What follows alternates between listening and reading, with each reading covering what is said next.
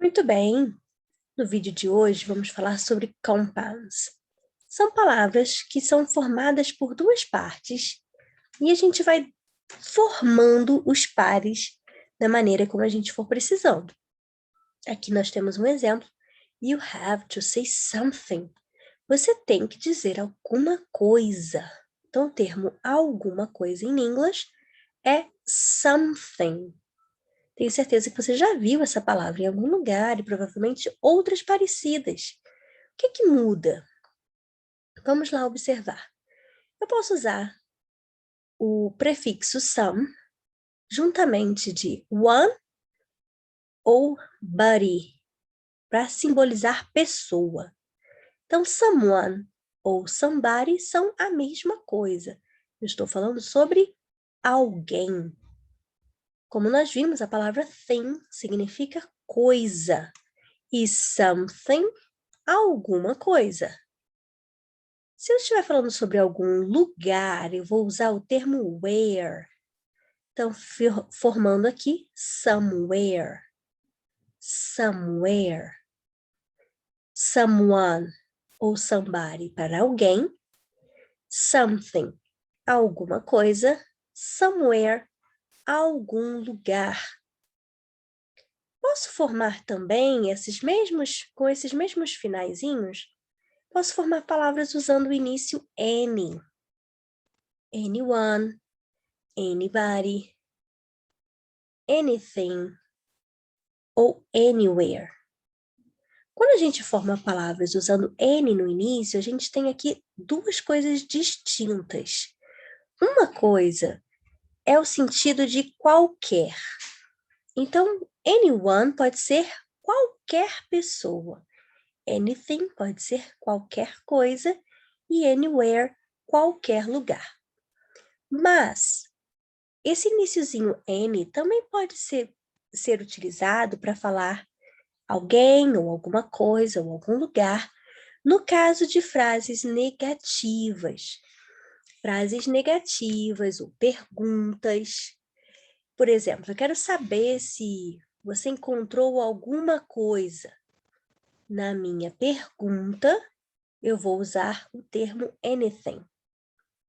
Eu vou falar uma frase negativa. Eu não sei de coisa alguma. I don't know anything.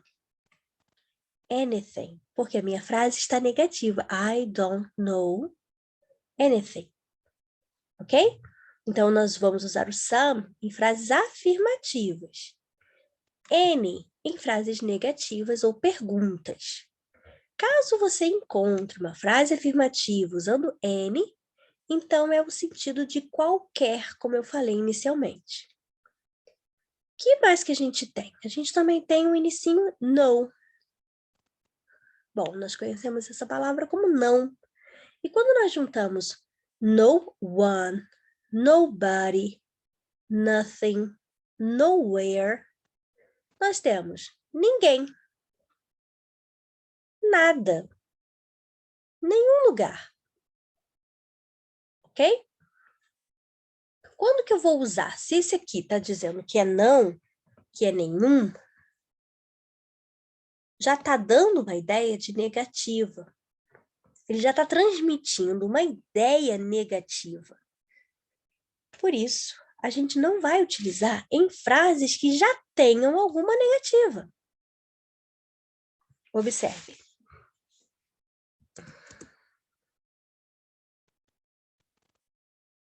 Eu não sei, ou vamos imaginar, eu não conheço ninguém. Eu não conheço ninguém aqui, eu sou nova na cidade, eu não conheço ninguém. A minha frase vai ser I don't know anybody. Por que eu usei anybody? Porque nós já temos aqui a partícula negativa don't. Essa frase já está na negativa. Eu não posso usar aqui uma palavra que também seja negativa. Em inglês, nós temos essa regrinha de não usar duas negativas na mesma frase. Então, como que seria para usar nobody? eu poderia fazer a frase quase que ao contrário. Eu vou fazer a frase afirmando e então eu vou encaixar a palavrinha nobody. I know nobody. I know nobody here. Eu conheço ninguém aqui. Então, eu faço a formação da frase na afirmativa e encaixo o nobody. A gente poderia traduzir essa frase da mesma forma. Mas a montagem dessa frase de cima está na negativa, por isso usamos o N. A montagem da frase de baixo está na afirmativa, por isso usamos o no. Mas as duas simbolizam a mesma ideia. Eu não conheço ninguém. Ok?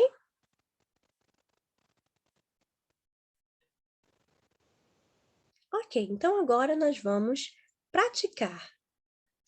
Você precisa interpretar essas frases. Para fazer essa atividade, você precisa entender o que a frase quer dizer. Então, você vai decidir, primeiramente, se você vai usar o início some, any ou no. Qual desses três inícios você vai querer? Eu estou falando sobre... estou dentro de uma frase afirmativa, falando sobre algo que de fato é afirmativo.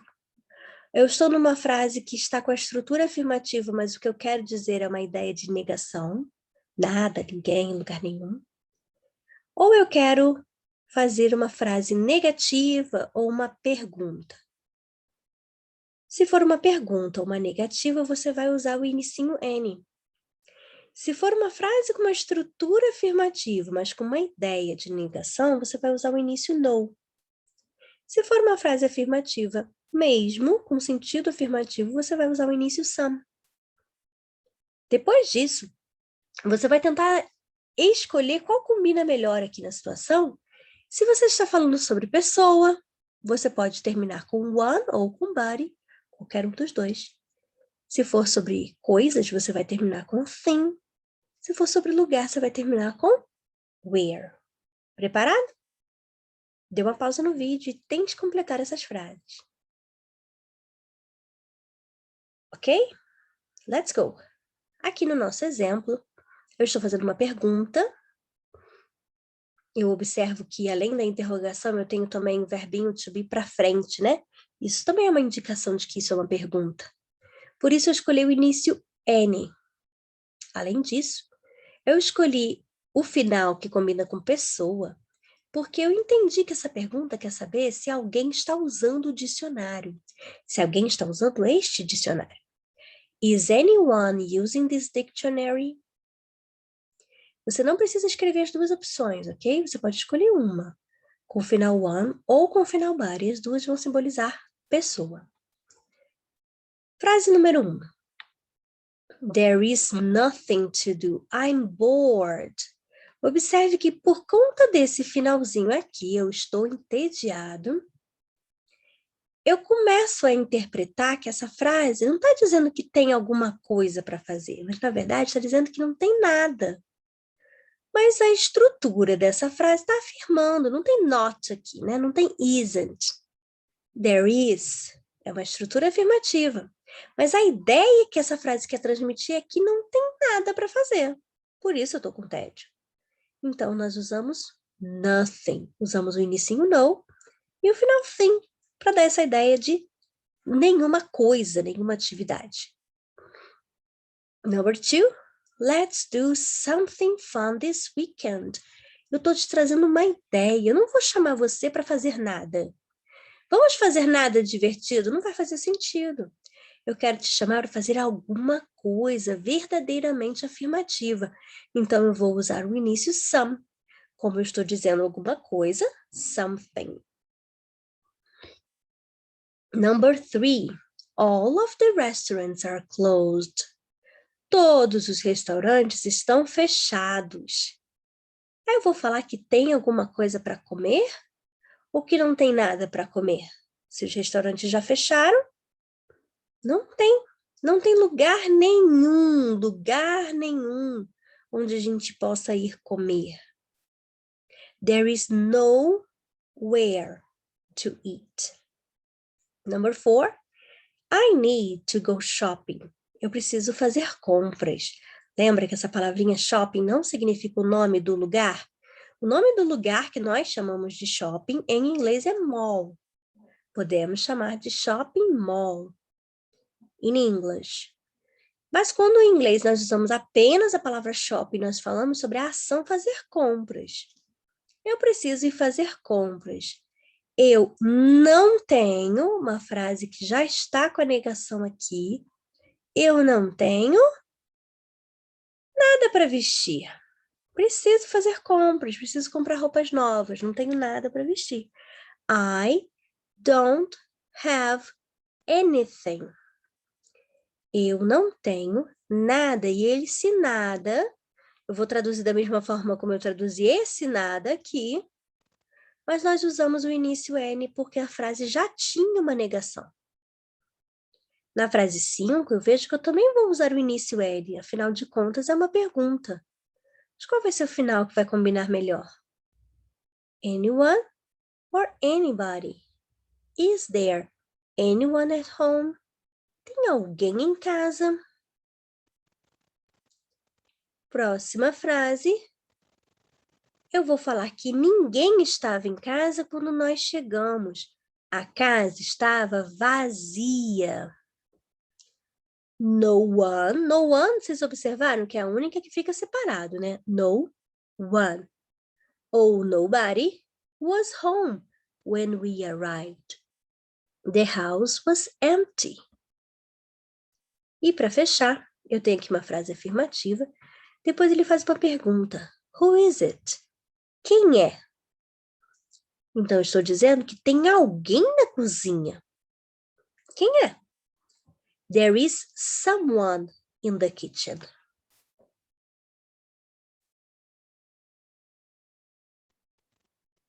Muito bem.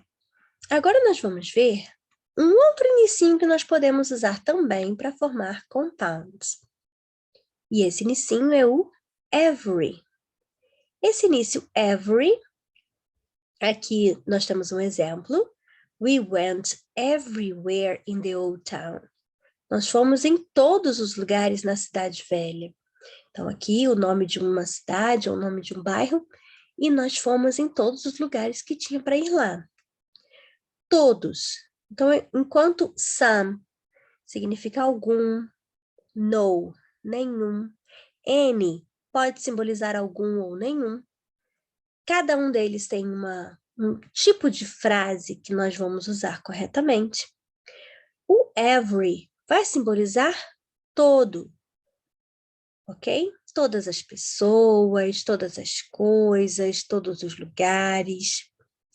E esse inicinho every, ele não tem uma regra fechada em relação a que tipo de frase usar. Fez sentido, pode ser usada tanto em frase afirmativa, negativa ou pergunta, não tem problema, ok? Então, everyone ou everybody, todo mundo, todas as pessoas. Everything, tudo, todas as coisas. Everywhere, todos os lugares.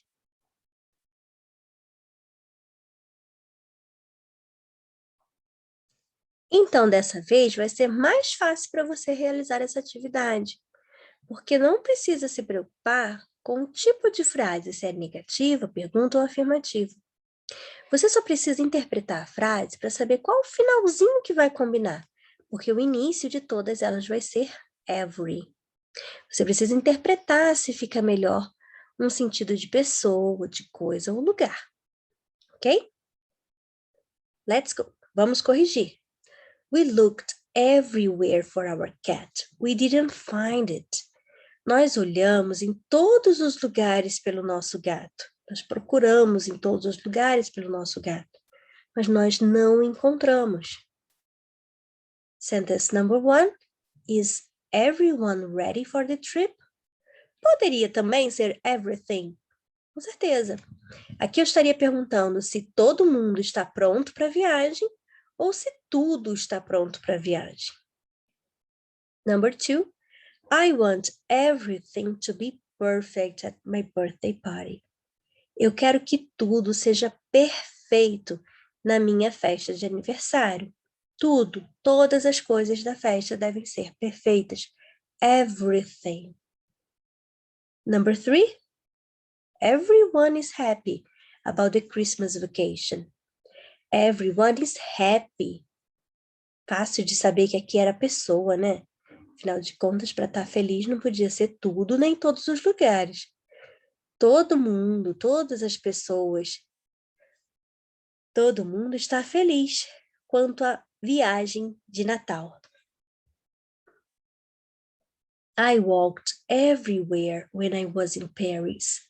Eu andei para todos os lugares quando eu estava em Paris. Everyone in my family can speak 2 languages. Todo mundo na minha família consegue falar 2 línguas. 6. There was sand everywhere after we went to the beach. Tinha areia em todos os lugares depois que nós fomos para a praia. We saw everything in London and I loved it all. Nós vimos tudo em Londres e eu amei tudo. Ok? Por que aqui tá all, diferente de everything? Esse all, ele é muito genérico, ele não representa todas as coisas. Ele é mais um complemento, como aqui já tinha everything, para não repetir, a gente usou all. Mas o everything expressa muito melhor a ideia de todas as coisas.